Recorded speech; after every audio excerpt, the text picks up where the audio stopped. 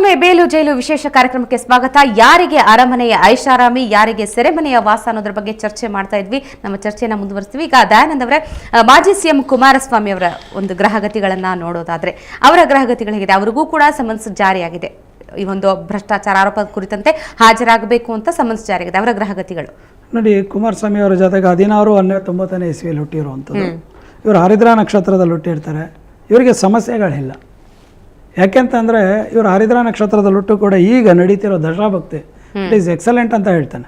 ಮತ್ತು ಎರಡನೇ ವಿಚಾರ ಏನು ಅಂತಂದರೆ, ಇವರು ಯಾವುದೇ ಕೋರ್ಟ್ ಮೆಟ್ಲು ಹತ್ತಿದ್ರೇನೋ ಅದರದೇ ಆದಂಥ ವಿಚಾರವಂತಿಕೆ ಮತ್ತು ಅದಕ್ಕೆ ಬೇಕಾದಂಥ ಸಂಬಂಧಪಟ್ಟಂಥ ವಿಚಾರವನ್ನು ಇವರು ನೇರವಾಗಿ ಸಬ್ಮಿಟ್ ಮಾಡಲಿಕ್ಕೆ ರೆಡಿ ಇರ್ತಾರೆ.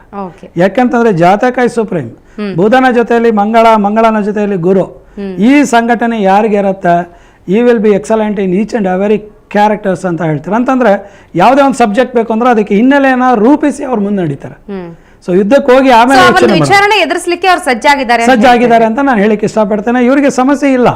ಇವಾಗ ಏನು ಅವ್ರು ಹೋಗಿ ಕೋರ್ಟಲ್ಲಿ ನಿಲ್ಬಹುದು, ಅವ್ರಿಗೆ ಸಮಸ್ಯೆ ಅನ್ನೋದಿಲ್ಲ.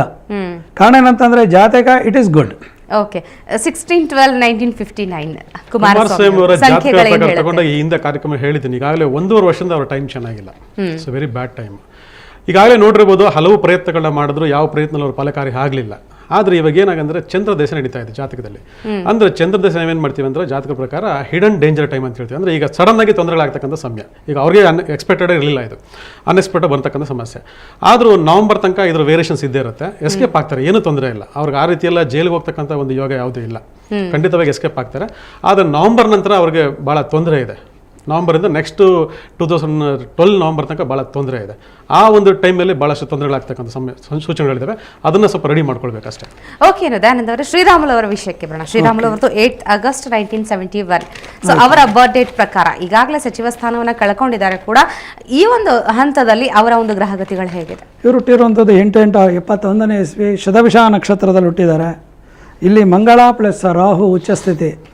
ಹೀಗಾಗಿ ಇವರು ಮಾತನ್ನು ಸಮಯ ಸ್ಫೂರ್ತಿಯಿಂದ ಮಾತಾಡಿದರೆ ಇವ್ರ ಸಮಸ್ಯೆಗಳೇ ಆಗ್ತಿರ್ಲಿಲ್ಲ. ಎಲ್ಲ ವಿಚಾರಗಳನ್ನು ಇವರೇ ಕೊಟ್ಕೊಂಡು ಇವರು ಸಿಕ್ಕಾಕೊಂಡಿದ್ದಾರೆ. ಇದಕ್ಕೆ ನಾವೇನು ಹೇಳ್ತಾರೆ ಅಂತಂದರೆ, ಗುರುವಿನ ವೃಶ್ಚಿಕ ರಾಶಿ ಅಂತಂದರೆ ಧರ್ಮಚ್ಯುತಿಯಾಗಿದೆ ಅಂತ ಹೇಳ್ತೇವೆ. ಸೊ ಇವರು ಕೆಲವು ಪೂಜೆಗಳನ್ನು ಮಾಡ್ಕೊಂಡಿದ್ದೇ ಆದರೆ ಖಂಡಿತವಾಗ್ಲೂ ಈ ಒಂದು ಸಮಸ್ಯೆಯಿಂದ ಪಾರಾಗ್ಬೋದು. ಎಷ್ಟರ ಮಟ್ಟಿಗೆ ಅಂದರೆ 20ರಿಂದ 30 ಮಟ್ಟಿಗೆ ಅಷ್ಟೇ. 70 ಭಾಗ ತೊಂದರೆ ಅಂತೂ ಇದೆ. ಜಾತಕದಲ್ಲಿ ನಡೆಯುವಂಥ ದಶಾಭಕ್ತಿಗಳು ಶನಿ ಮತ್ತು ಗುರುವನ್ನು ವೀಕ್ಷಣೆ ಮಾಡ್ತಿರೋದ್ರಿಂದ ಧರ್ಮ ಕಾರ್ಯಕ್ರಮಗಳಲ್ಲಿ ಆದಂಥ ಅನ್ಯಾಯಗಳು ಅಂತ ಕರಿತವೆ. ಸೊ ಇದಾಗಿ ಏನಂತ ಪ್ರೊಫೆಷನಲ್, ಶನೇಶ್ವರ ಅಂದರೆ ಪ್ರೊಫೆಷನ್, ಗುರು ನೋಡೋದ್ರಿಂದ ಹಣಕಾಸು, ಈ ಎರಡರಿಂದನೂ ಇವ್ರಿಗೆ ಸಮಸ್ಯೆ ಇದೆ ಅಂತ ಹೇಳುವಂಥದ್ದು ಇದೆ. ಇವರಿಗೆ ಸಮಯ ಅಪ್ ಟು December 24th 2011 ವರೆಗೂ ತುಂಬಾ ಕಷ್ಟದಲ್ಲೇ ಸೆರೆಮನೆ ವಾಸನೂ ಇರಬಹುದು. ಶನಿ ದಶೆ ನಡೀತಾ ಇದೆ. ಶ್ರೀರಾಮುಲು ಅವರಿಗೆ ಶನಿ ದಶೆ ನಡೀತಾ ಇದೆ. ಈಗಾಗಲೇ ನಿಮಗೆಲ್ಲ ಗೊತ್ತಿರೋ ಪ್ರಕಾರ ಶನಿ ಯಾವಾಗ ನೀಚನಾಗ್ತಾನೆ ಆವಾಗ ಎಲ್ಲಾ ರೀತಿ ಸಂಕಟ, ಬರೀ ಜೈಲ್ ಅಂತಲ್ಲ, ಈ ಆರೋಗ್ಯದಲ್ಲೂ ಕೂಡ ಬಹಳ ತೊಂದರೆ ಕೊಡ್ತಾನೆ, ಮಾನಸಿಕವಾಗಿ ಹಿಂಸೆ ಕೊಡ್ತಾನೆ, ಈ ಆಪರೇಷನ್ಗಳಾಗೋಗ್ತದೆ, ಆಕ್ಸಿಡೆಂಟ್ಗಳಾಗೋಗ್ತದೆ. ಈ ರೀತಿ ಅತಿ ನೀಚ ಕಾರ್ಯಗಳು ಮಾಡಿದ್ದಾರೆ ಏನಾದರೂ ಪಕ್ಷದಲ್ಲಿ ಜೈಲ್ ಆಗ್ತಕ್ಕಂಥ ಸಮಸ್ಯೆ ಜಾಸ್ತಿ ಇರ್ತದೆ. ಆದರೆ ಇಲ್ಲೇನಪ್ಪ ಅಂತಂದ್ರೆ ನೆಕ್ಸ್ಟ್ ನವಂಬರ್ ತನಕ ವೆರಿ ವೆರಿ ಬ್ಯಾಡ್ ಟೈಮ್. ಈಗ ನೀವೆಲ್ಲ ನೋಡೋದು ರೆಡ್ಡಿ ಬ್ರದರ್ಸ್ ಅಂದ್ರೆ 3 ಜನಗಳ ಟೈಮು ಸರಿ ಇಲ್ಲ. ಈಗಾಗಲೇ ಸಂಪುಟದಿಂದ ಹೊರಗಡೆ ಬರ್ತಕ್ಕಂಥದ್ದು, ಅಧಿಕಾರ ಕಳೆದಿರ್ತಕ್ಕಂಥದ್ದು, ಇವೆಲ್ಲ ನೋಡ್ತಾ ಇದ್ರೆ ಈ 3 ಜನದ ಒಟ್ಟಿಗೆ ಯಾವ ರೀತಿ ಸಮಸ್ಯೆ ಹಾಕೊಂಡತಕ್ಕಂಥದ್ದು ಜಾತಕದಲ್ಲಿ ಸ್ಪಷ್ಟವಾಗಿ ಕಾಣ್ತಾ ಇದೆ.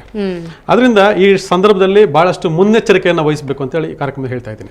ಓಕೆ, ದಯಾನಂದ್ ಅವರೇ, ಈಗ ಮತ್ತೊಬ್ಬರು ರೆಡ್ಡಿ ಬ್ರದರ್ಸ್ ಅಲ್ಲಿ ಹೇಳೋದಾದ್ರೆ ಸೋಮಶೇಖರ್ ರೆಡ್ಡಿ ಇವ್ರ ಬಗ್ಗೆ ನಾನು ಹೇಳಬೇಕು. ಯಾಕಂದ್ರೆ ಇವರ ಡೇಟ್ ಆಫ್ ಬರ್ತ್ 21/6/1965.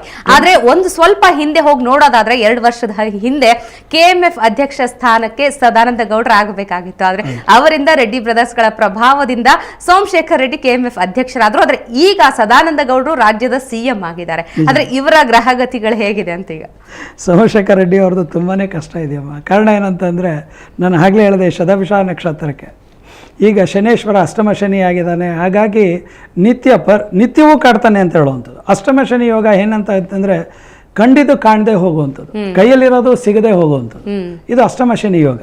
ಸೊ ಇವ್ರಿಗಂತೂ ಖಂಡಿತವಾಗ್ಲೂ ಹೇಳ್ತಾನೆ, ಈ ಡಿಸೆಂಬರ್ 8ನೇ ತಾರೀಕುವರೆಗೂ ಸೋಮಶೇಖರ್ ರೆಡ್ಡಿ ಅವರಿಗೂ ಆಘಾತಗಳು ಜಾಸ್ತಿ ಇದೆ, ತೊಂದರೆಗಳು ಜಾಸ್ತಿ ಇದೆ. ಸ್ವಲ್ಪ ಪರಿಹಾರ ಮಾಡ್ಕೊಳ್ಳೋದ್ರಿಂದ ಸ್ವಲ್ಪ ಮಟ್ಟಕ್ಕೆ ಮಾನಸಿಕವಾದಂಥ ಶಾಂತಿ ದೊರಕಬಹುದು. ಸೊ ಇಲ್ಲಿ ಮುಖ್ಯವಾಗಿ ಹೇಳಬೇಕಾಗಿರುವಂಥದ್ದು ಪದಚ್ಯುತಿ ಇದೆ. ಅದು ಪದಚ್ಯುತಿ ಆಗಿದೆ. ಮತ್ತು ಸೆರೆಮನೆ ಅಂತ ನೀವು ಕೇಳುವಂಥ ಪ್ರಶ್ನೆ, ಸೆರೆಮನೆಗೆ ಬಂದು ಶನಿ ಮತ್ತು ಮಂಗಳನ ಷಷ್ಠಾಷ್ಟಕ.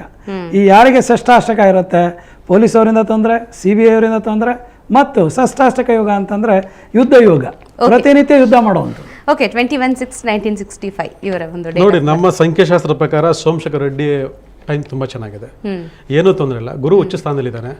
ಈಗ ಬುಧಾದಿತ್ಯ ಯೋಗ ನಡೀತಾ ಇದೆ, ಅದರಿಂದ ಅವ್ರು ಯಾವುದೇ ರೀತಿಯ ತೊಂದರೆಗಳು ಸಿಗಾಕೊಳ್ಳೋದಿಲ್ಲ, ಯಾವ ತೊಂದರೆಗಳು ಆಗೋದಿಲ್ಲ. ಅವರು ಆರಾಮಾಗಿ ಎಸ್ಕೇಪ್ ಆಗ್ತಕ್ಕಂಥ ಒಂದು ಸಮಯ ನಡೀತಾ ಇದೆ.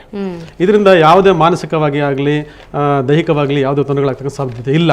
ಇಲ್ಲಿ ಏನಂದ್ರೆ ಈ ಗುಂಪಲ್ಲಿ ಆಗಿರ್ತಕ್ಕಂಥ ಸಮಸ್ಯೆಗೆ ಇವರು ಒಬ್ರು ಸಿಗಾಕೊಂಡಿದ್ದಾರೆ ಅಂತ ಹೇಳಬಲ್ಲೆ. ಓಕೆ, ದಯಾನಂದವರಿಗೆ ಎಷ್ಟೋ ಬಹುತೇಕ ರಾಜಕಾರಣಿಗಳ ಒಂದು ಗ್ರಹಗತಿಗಳನ್ನ ನೋಡಿದ್ವಿ. ಹೆಚ್ಚಾಗಿ ಶನಿ ಕಾಟ ಎಲ್ರಿಗೂ ಇದೆ ಅಂತ ಹೇಳ್ತಾ ಇದ್ರೆ, ಯಾಕಿದು ಶನಿ ಕಾಟ? ಯಾಕಂದ್ರೆ ರಾಜಕಾರಣಿಗಳು ಇದ್ರ ಬಗ್ಗೆ ಕೂಡ ಸಾಕಷ್ಟು ಗಮನ ಹರಿಸಿರ್ತಾರೆ. ಶನಿ ಕಾಟ ಇದೆ ಅಂತ ಆದ್ರೆ ಅದಕ್ಕೆ ಸೂಕ್ತವಾದ ಪರಿಹಾರ ಕೂಡ ಮಾಡ್ಕೊಳ್ತಾರೆ. ಹಾಗಾದ್ರೆ ಏನಾದ್ರು ಪರಿಹಾರ ಮಾಡ್ಕೋಬಹುದಾ ಇದಕ್ಕೆ?